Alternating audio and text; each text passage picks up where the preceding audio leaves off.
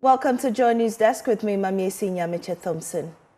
In the headlines, another nurses strike in the offing. All eyes on government's commitment in the next 2 weeks as the Ghana registered nurses and midwives mount pressure on government to implement some terms of their labor agreement. The Ghana Registered Nurses and Midwives Association's industrial action, initiated on 2nd June 2025, is hereby suspended. We'll get the inside story from the nurses and the Committee on Health. Also coming up, Joy News research uncovers government's quiet U-turn on energy sector levy, despite 2025 budget promise not to increase the tax rate. Also on our desk, Ghana Meteorological Agency warns coastal dwellers and fisherfolks to stay away from the beach as sea tides are expected to reach dangerous levels from today. We have these plus business updates on our desk. Do stay for details.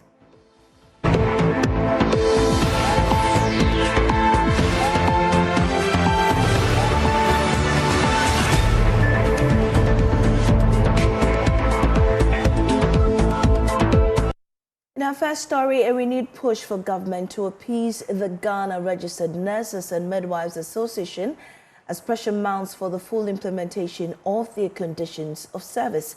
At a press conference yesterday, the Ghana Registered Nurses and Midwives Association President Perpetual Ofori Ampofo signaled a possible return to industrial action, citing a decline in trust in government's willingness to honor its part of the deal.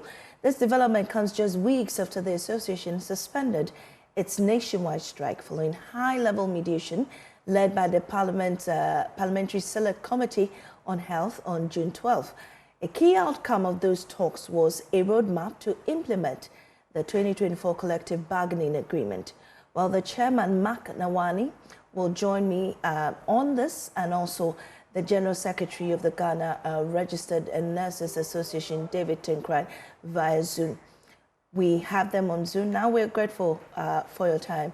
But before then, let's listen into this tape, excerpts of what the agreement was in Parliament.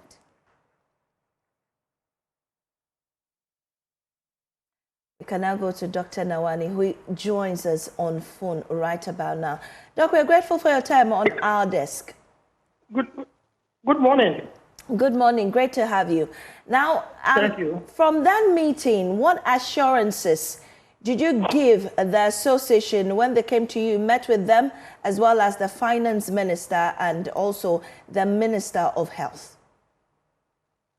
Let me say good morning to the viewers or the listeners of Joy News, and say that on the 12th of June, we held a meeting with the Nurses Association, and the other stakeholders were present. That is the Ministry of Health, the Ministry of Finance, and then Fair Wages.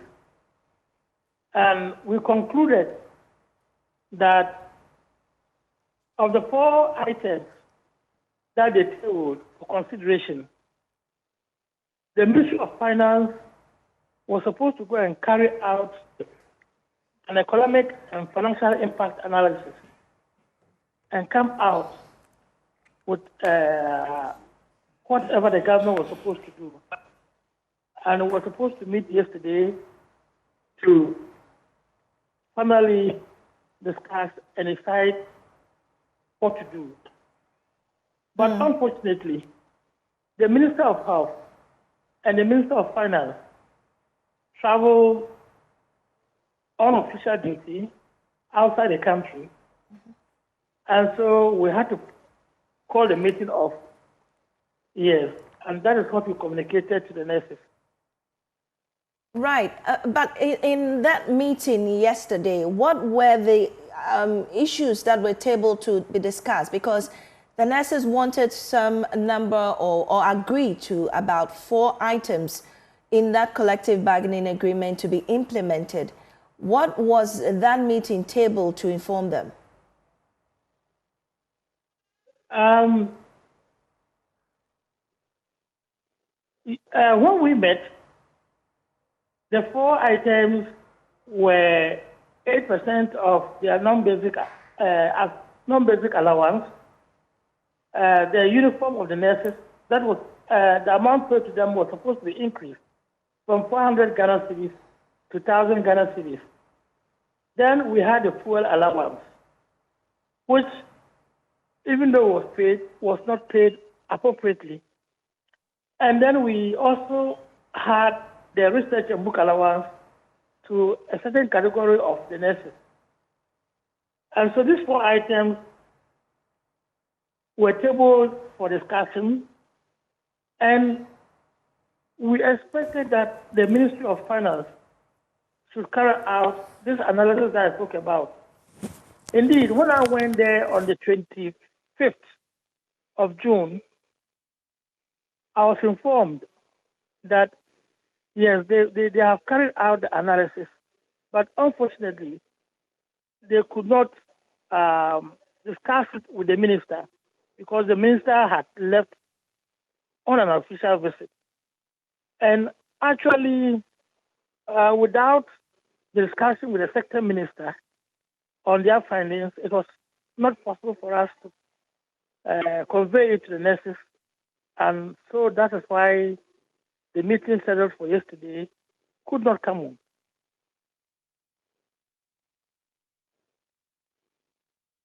The country. Hello, can you hear me? Yeah, I can hear you now. Great. I understand that the minister is out of the country, but could there have been some form of arrangement, maybe a Zoom meeting, to have met the nurses? The meeting was supposed to be an internal meeting that was supposed to discuss the final decision. And once that meeting did not take place, and he did not delegate any powers to anybody to hold a meeting with any briefing, it was practically impossible for yesterday's meeting to take place. Okay. All right. And so another date has been scheduled, right? Yes, on the 10th of July. Right. So that means that there will be some positive outcome from this meeting, right? We hope so, because now we are talking about a certain amount of money or a certain amount of resources that will be needed. And that's why I'm saying that we have made progress. We have been able to let them convert these demands into monetary terms. How much is involved and how the government probably will arrange to pay them, knowing the quantum of money involved.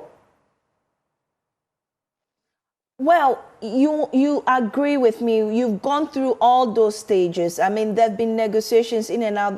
You've come to some agreement, and 4 out of those have been agreed upon to be implemented. Are we still at the stage where you're discussing how much money is going to go in and whether to agree to it or not? 4 items were tabled for discussion, but I cannot confirm the conclusion, but 4 items were tabled. And right. it is this conclusion, after we know the amount of money involved, that we are waiting for. Okay. Well, hang on for me. I have on the line, joining us via Zoom is David Tinkran, who is the General Secretary for the Ghana Registered Nurses and Midwifery Association. David, welcome to our desk. I mean, if you've been listening in, the president or the chairman of the Parliament's Committee on Health is indicating that the meeting had to be postponed because the minister is not in town. At least that's a tangible reason for him not to have met you yesterday. But besides that, how do you intend to proceed? I mean, this is where we are now.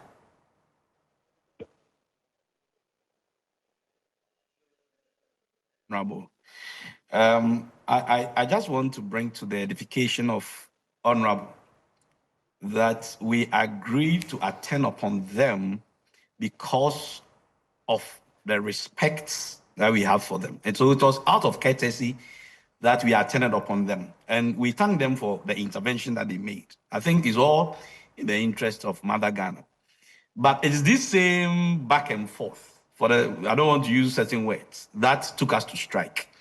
So if they want to intervene, then they must get the Minister for Finance to appreciate the dynamics, okay? Because the 10 days that we stayed away, we knew the economic impact. I'm sure they will do economic impact. While they are doing economic impact of our condition of life, they should do the same about the 10 days that we stayed away.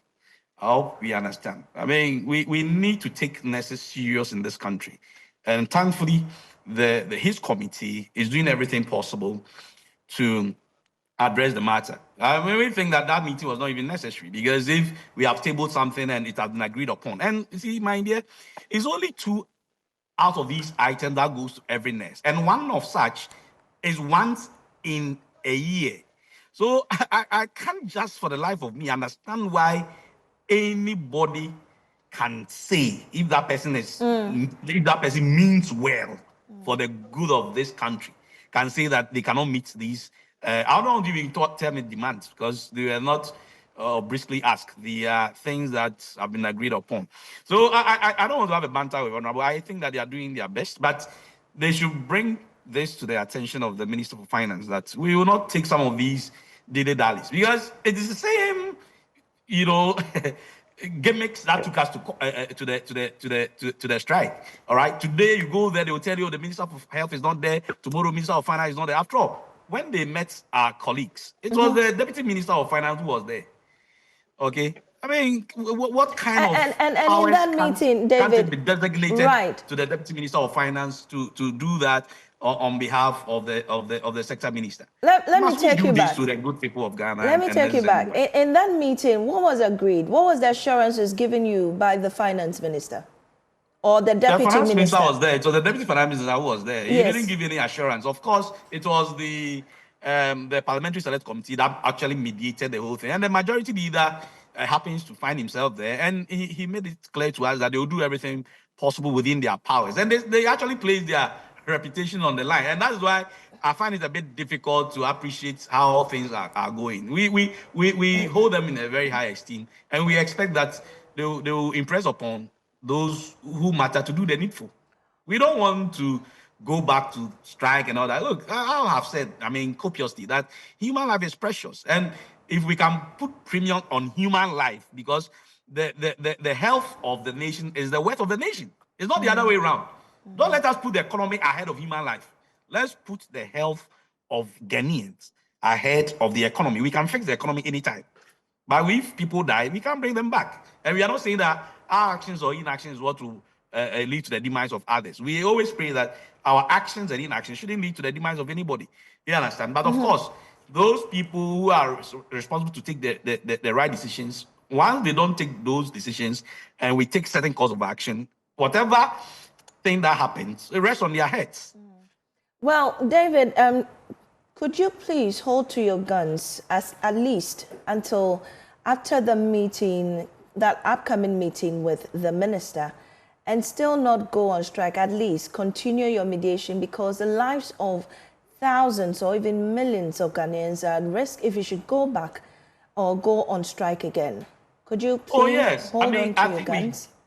Sorry if I interject. I think we gave our word to the Parliamentary Select Committee. In fact, the people who met gave our word to them, and obviously we approve of that. We think that we need to respect the parties that are involved, and therefore we will do that. In fact, yesterday, the National Council almost reactivated the strike, but we felt that no. I mean, if people of noble standing, like the people's representative, have appealed to us, I mean, to, stand down the strike, okay, and we have suspended it, we cannot activate it if we decide to follow what is going on. But we are not too happy. I just want Honorable to know that we are not too happy about these gimmicks. You understand? Especially if the Minister of Finance is not there, the Deputy Minister who sat in the meeting is around, and he could be delegated to take any or give any mandate. All right. In fact, the previous negotiations, hardly will you even find any sector minister in there. Mostly we do it with the technocrats and the deputy ministers, you know, and all that. So I think that the deputy minister should be given the necessary powers to carry out whatever mandates he needs to do that, so that we will know that they want to attach some seriousness to our issue. Right. You see, Right. It's unfortunate, but as you have said, I mean, Ghanaians, the point is that when we go on strike, it's the poor people who suffer. It's not the rich people. Honorable, for instance, when you fall sick, you will not come to my hospital. You certainly go to fly abroad or something. So we are very mindful of our actions, but we want the Ghanaian to know that this is what we have. This is the road we have traveled over the years, and that's why necessary midwives are impoverished, and we cannot continue to go on that route. All right. So, Chairman Nawani, this is what the nurses are saying. We are all hoping it doesn't get to the stage where they go back on strike. And so, please, are we hopeful that at least this time around something positive will come out of the meeting? Some assurance, at least. Opportunity to first thank the leadership of the Nurses Association for their understanding and cooperation. I'm happy for their nationalistic approach to the issues. And I want to give the assurance that the health committee, their own committee, their representatives are working very hard to ensure that whatever is due them or whatever can be paid to them should be implemented, and we will have this industrial strike come to an end. I'm also a health worker myself, and usually I know that, as health workers, they are not happy to go on strike. Right. And they don't want it. Apart from everything, they themselves do not want it. And so we want to help them and help our patients and help the citizens of Ghana. All right. Thank you so much, Chairman Nawani, Chairman of the Select Committee on Health in Parliament, as well as the Deputy General, the General Secretary of the Ghana Registered Nurses and Midwives Association, David Tinkran-Chung. We're grateful for your time on our desk. Moving on, Joy News Research team has uncovered a major policy reversal by government on its promise not to increase the energy sector levy. Despite assurances in the 2025 budget to maintain the current levy levels, our checks reveal that government could be preparing to implement the new $1 Ghana cedi charge on the ex-pump price of fuel, which is part of a plan to salvage the struggling power sector. This revelation comes just days after the National Democratic Congress chairman, Johnson Esiedun-Katia, told Joy News that government was merely waiting for the right time to begin collecting the new fuel tax. But what exactly did government promise, and where lies the U-turn? To help us navigate this or make sense of this latest discovery is lead on our data and research desk analyst here at Joy News, Isaac Kofi, joins me in studio with more on this. Kofi, what did you find? Well, so Mame, we are still trying to understand at what point will government start the implementation of the $1 cedi additional levy on the ex-pump price of fuel. But we have a clear indication from the chairman of the party that is currently in power, and he sometimes sits in cabinet. He says it's just a matter of weeks. Government is still studying the environment, especially the geopolitical tension, to see whether it could be the right time to start the implementation of the levy. So the clear indication we are getting is that government isn't really, leaving this levy alone. They simply waiting for the right time to do the implementation. But one thing through our search and our research that we found that we thought it was important to bring out is the fact that in the 2025 budget, when government, which is supposed to be the economic Bible of the country for the fiscal year of 2025, we saw something significant, which is a big contrast to the implementation and the introduction of an additional tax component on the ex-pump price of fuel. And if you go to the main budget, we are not even talking about the speech, we are talking about the main economic policy, the budget that was, the main budget that was submitted to Parliament. If you go to paragraph 264 of that budget, and I read verbatim, says that consequently here, the finance minister was talking about the energy sector and measures that will be taken in 2025. He says that consequently, now without increasing the levy, very categorical in the budget, without increasing the levy, we will also review the Energy Sector Levies Act, which is the ESLA, to consolidate the Energy Debt Recovery Levy, Energy Sector Recovery Levy, Delta Fund, and the Sanitation and Pollution Levy into one levy and use the proceeds to cater for the energy sector shortfalls and to service the inherited debt servicing obligation. Now, this for us was very clear. The finance minister had given Ghanaians a big assurance that without increasing the levy. Now, few months down the line, we saw the finance minister in parliament saying that, look, we want to increase the levy by 1 cedi, and this is to help us cater for the legacy debt, get a certain dedicated funding source for procurement of fuel. And all of this, many are saying that the government wasn't really true to its words. Absolutely, where it made in the budget very categorical that without increasing the levy. But what we are seeing is a big contrast.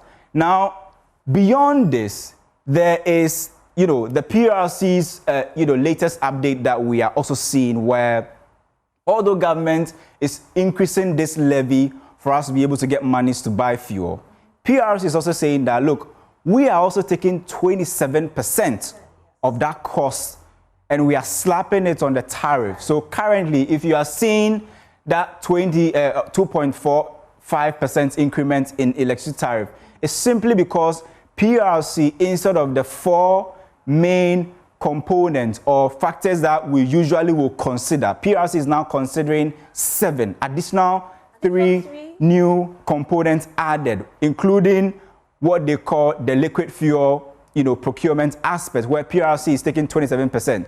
So in total, government says that, look, if we don't do anything about the energy sector, we could pay shortfalls in excess of $2 billion. Now, government is saying, then let's divide this into 3, because hitherto government was bearing the entire cost, right? Government was taking the entire cost. Now, government is saying that, look, PRC is going to take 27%, government will take a certain component in the form of subsidies, and then the remaining amount will be slapped as additional levy on the export price of fuel. But we had the assurance from government, and they said that, look, we weren't going to increase the levy. So the question is, why now, and why has government taken this big U-turn currently? But if government is taxing us on tariffs and will later introduce the 1 cedi on fuel, that's double taxing. No, it simply means that the quantum of money government needs to solve the energy sector, problem can't be, catered for by just the tax component. So you have on the other side a tax component coming in, which is the 1 cedi additional levy on the export price of fuel. Then you also have PRC through its tariff adjustment introducing 27%, or actually taking 27% of that burden. And then there will still be a remaining amount that government will pay through top-up under the cash waterfall mechanism, what we call the subsidies or the shortfalls being paid by government. Hitherto, government was actually taking the entire cost, but they know the current fiscal position they find themselves in. That's why they staggered this into 3 different forms. And you have 27% going to PRC. Government will definitely pay subsidies and then also slap some 1 cedi additional levy on the export price of fuel. But what is really surprising is that government had made that big promise in the 2025 economic Bible that it was not going to. Exactly. Right. That is what we are finding, and it's a big contrast to what we are saying now. Ahead, Kofi. Thank you so much for that, review. Away from that, the Ghana Meteorological Agency is warning that coastal communities and fisher folks should avoid the beaches and open waters this weekend, as sea conditions are expected to become extremely dangerous. According to the agency, wave heights could surge up to 2.8 meters, far exceeding the safe limit of 1.5 meters and crossing the 2.5 meter mark, classified as hazardous for marine activity. Now, Adom Deche is a principal meteorologist Achievement Marine Unit.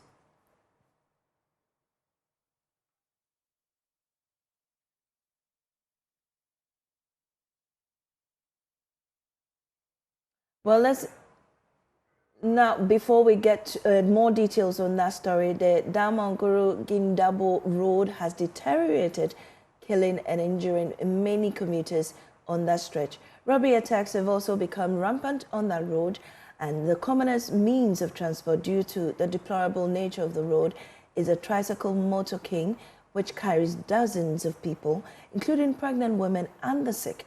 Rafik Salam reports. The stage was set at the Ghana Senior High School for this year's Energy Commission's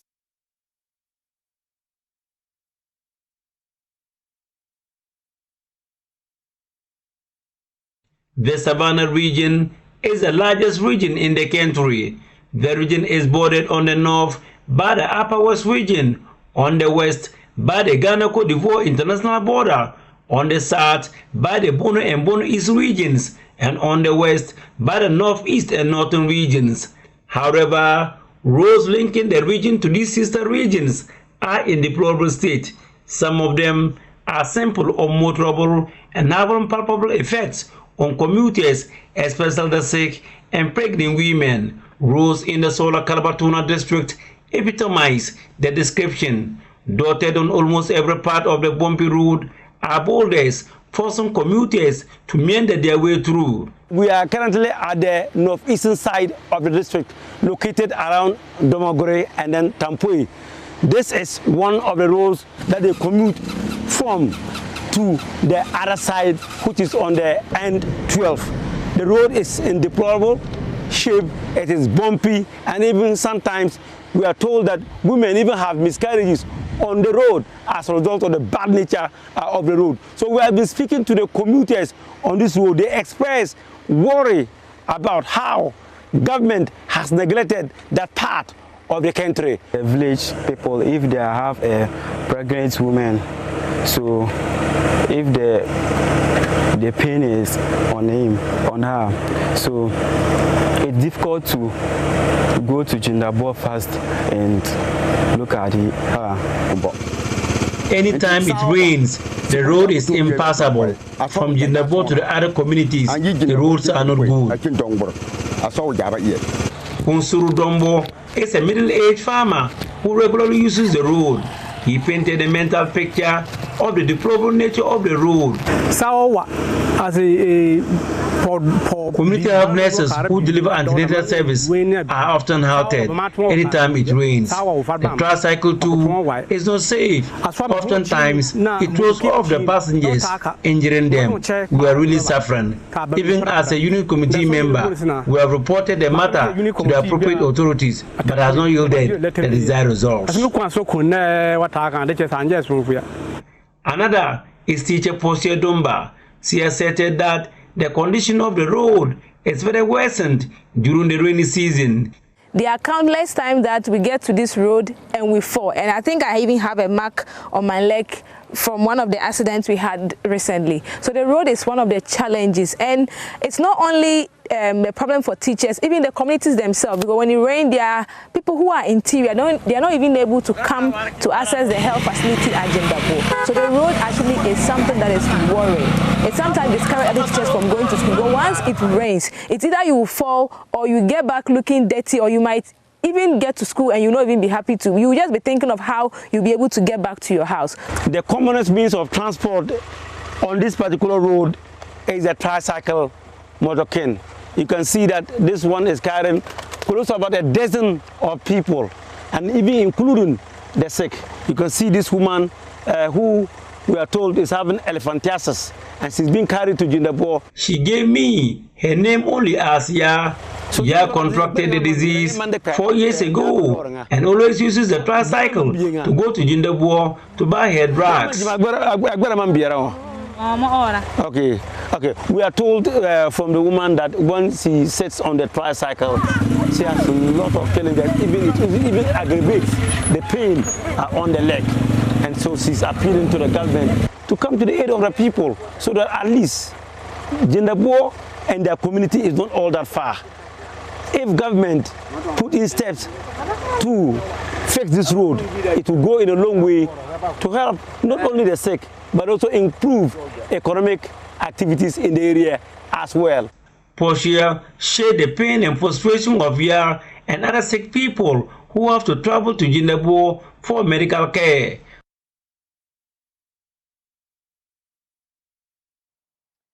Now we go to our former story. The Ghana Meteorological Agency is warning coastal communities and fisherfolk to avoid the beaches and open waters this weekend as sea conditions are expected to become extremely dangerous. According to the agency, wave heights could surge up to 2.8 meters, far exceeding the safe limit of 1.5 meters and crossing the 2.5 meter mark, classified as hazardous for marine activity. Adom Dechi is principal meteorologist at GMIT's Marine Unit. Area like Keita, because of the low-lying nature of Keita, if you have a wave height of 1.8 or 2.5, the elevation of Keita is about 1 meter or a little bit above 1 meter over the sea surface. So if you are reporting a significant wave height of 2.5, which can bring coastal inundation, our advice is to listen to the Ghana Meteorological Agency updates, and they should not leave for fishing, and they also avoid placing things along onshore. It's just temporary. It's about 12 hours from midnight, that is from tomorrow, midnight up to midday. The wave is expected to come down. That is Friday's on. Well, let's speak to MC of Keta Wisdom Bonedi Siade and joining us on our desk. We're grateful for your time here, MC. Thank you for the opportunity, and good morning. Good morning. I'm sure you must have heard this warning coming from the Met telling you that it's going to be dangerous out there on the sea. What are you doing to avert any form of crisis? Okay, thank you once again. Upon receiving the warning, we started some emergency measures by using the radio station that we have here to inform the people and also to educate them. The NADMO team has also been put on a high alert. They are currently at the beaches, talking to the chief fishermen and explaining issues to them that it's dangerous to go on the sea during the time, the period stated. Then also we are using the community announcement centers also to educate the people. We told them that they should, those close to the sea, at the beaches, those living there, to relocate or move their properties and some other valuables to the friends. They can relocate completely. When the period is over, then they can come back on shore. So we have done that since dawn and this morning, and the NADMO team is now on the ground educating the people. I understand you're educating, but aside education, is there any measures like maybe, putting certain blockades or preventing people from going to sea, especially the fisher folks? And moreover, are they even complying with relocating from the areas that they are? Okay, we know these are all temporary issues because we know that it's going to be some 12 hours. So that is why, to prevent them from going to the sea, that is why we are talking with the chief fishermen, because they control the fishermen, the activities of the fishermen. So since they have leaders, we are trying to engage leaders and explain the issues locally to them so that they will understand and comply. So that is all we are doing now. And those that we have asked to move, it is an advice. You need to comply and move, because when the sea comes, it's going to destroy your property. And they know that. So, yes, some have started. We met some people, we talked to them, and they have started moving. Right. And not more, you know, usually issues with logistics, are they well resourced to, you know, take care of any eventualities? Yeah, we have some constraints. That is why we are using the opportunity to prevent the disaster from even occurring in the first place. Because the sea level, we cannot control it. That one, it will rise. But the people who will be affected, we can talk to them to move to prevent any destruction. So that is what we are doing now. So if we are successful in that plan, then it means that the effect or the impact of the whole situation will be less or even zero. Right. Thank you so much, sir. And that's Keta MC, Mr. Bonedi, giving us updates on that weather report. Irregular migration remains a challenge for Ghana and other West African countries. That's the concern of the International Organization for Migration, which is calling for a concerted effort both at the national and international levels to create safe pathways for migration. IOM Ghana's Chief of Mission, Fatal Diallo, has been speaking to Head of Foreign Affairs Desk, Blessed Suga. There's no doubt that irregular migration appears to be a major challenge for the sub-region, the West Africa sub-region, including countries such as Ghana. What are the immediate priorities for the IOM, and how are you partnering countries such as Ghana to deal with that? Definitely in a good way, in terms of through establishing policies, establishing mechanisms, and also to building the capacities of the countries of origin to know how to better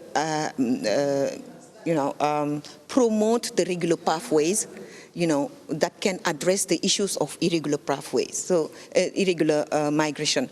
This is a major objective that we have, particularly in IOM, and we are very close to our different member states in addressing this issue, which is benefiting more to the migrants and to the people on the move, let's say, because it's not only the migrants, but those people who wanted to move, but they don't know well how to move. That's why they are irregularly moving.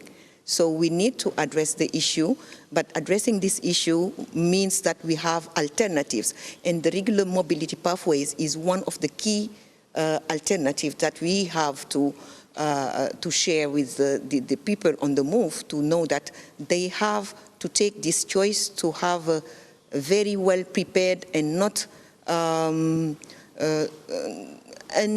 let's say, not very well prepared migratory project, let's say. I see. And of course, you were talking about brain drain. The demographics is indicating to us that by 2050, 3 out of 4 of Africa's labor force will obviously, the world's labor force will obviously be in Africa. Some countries are taking advantage of that, bringing up schemes such as work abroad plans, but you're equally concerned that this may lead to brain drain. So how do we get a fine balance between, trying to create more job opportunities for these people and also maintaining some within the country to promote growth? I think you answer to this question. You say that some countries are taking advantage of this. We don't have to allow this happen. That's the only question. That's the only answer that I can give you, because we are working deeply in this. Sharing advantages and sharing opportunities, and I'm sure that the diaspora workforce and then also the diaspora competencies.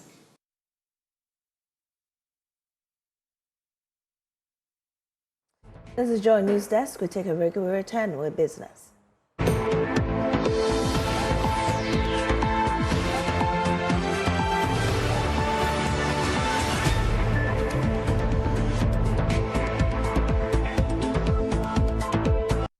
Hello, welcome back to Business here on Newsdesk. My name is Winston Taki, and out of first business story. The Deputy Minister for Food and Agriculture, John Dumelo, is calling on financial institutions and investors to throw their weight behind the Government Feed Ghana program. Speaking at the GB Hub Africa Agricultural Stakeholders event, he underscored the critical role of finance in ensuring the success of Ghana's new agricultural strategy. Here is more. Addressing key players in the agricultural sector, The Deputy Minister, John Dumelo, emphasized that sustainable agriculture and food security in Ghana requires strong financial backing. He urged banks, investment firms, and development partners to channel resources into agriculture production and processing under the government flagship Feed Ghana program. Now, under the Feed Ghana program, what we are trying to do is to feed ourselves, feed the industry, and export the rest. But we also understand that finance, like I said, becomes a critical point or a pivotal tool that can hinder this process. And so we are encouraging all other financial institutions and investors to also come on board to make this work. We at the ministry are also happy to collaborate with GP Hub Africa on this shared vision. Deputy Trade Minister Samson Ahi reaffirmed government plans to revive strategic agro-processing facilities. In doing this, the ministry has 3 key roles to play in advancing value chain financing. First, the ministry drives policy coordination to integrate value chains. The recent shifts of agribusiness oversight to the ministry position as to focus on trade and industrialization. Critical components of the value chain, we are working closely with the Ministry of Food and Agriculture, Ministry of Fisheries, and other key stakeholders to ensure alignment between production and market-oriented policies. The stakeholder event was a strategic opportunity to bring together key players across the agricultural ecosystem to align around one goal. Another development, General Manager of the Retail Associated General Ghana, Kweku Tweneboa, has lauded the overwhelming response to the bank's ongoing deposit and drive promotion, describing it as a clear sign that the initiative is successfully promoting a savings culture among customers. Speaking at the second mini draw of the promotion, Mr. Tweneboa revealed that over 40 customers have already been rewarded with anticipation, building up towards the ultimate prize, a brand new Toyota RAV4 Adventure. Associated General Ghana has reaffirmed its commitment to promoting a strong savings and investment culture among Ghanaians with the goal of boosting the country's total savings to GDP ratio. General Manager for Retail Banking, Kweku Tweneboa Kudua, made this known during second draw of the Deposit and Drive promotion held in Accra. In as much as we are mobilizing deposits, we are encouraging people to have that savings culture in them. We want people to come up and know that if you put your money aside, every day is not the same. You need to put something aside. The bank invests the money on your behalf. Now, the prices at stake are such that we believe that having smartphones, having television sets, stuff like that will appeal to the youth, and the car is splendid. There are 4 just right behind me. I am sure every youth out there would want to drive that car. It's lovely. So we are saying just bring that money there, keep it till September. So at this point, the draw itself is over, but those who have brought the money and are in the draw, we would expect that they keep their monies till September so they qualify to win this car. There is a trip to Singapore. There are other fantastic prizes which we believe will appeal to everybody.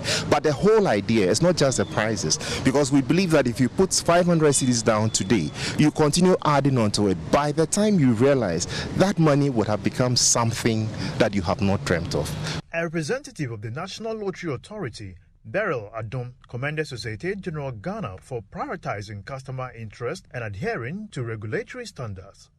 We commend Associated General Ghana for ensuring regulatory compliance, for putting customers first, for rewarding loyalty, and for reinforcing the culture of saving and financial responsibility, especially in times like these when resilience and planning are more critical than ever.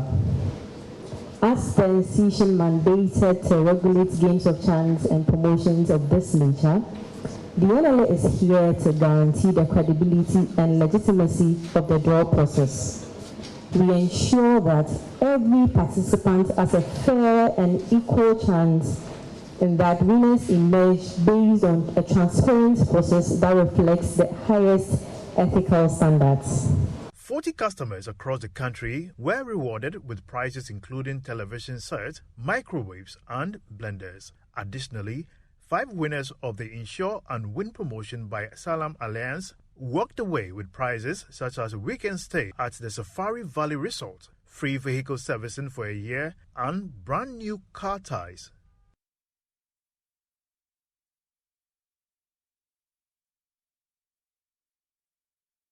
That's all for business here. My name is Winston Taki. Back to Mami AC for the rest. Mami AC. Thank you, Winston. And that's all from us here on Joy News Desk. We'll meet again next week. Thanks for watching.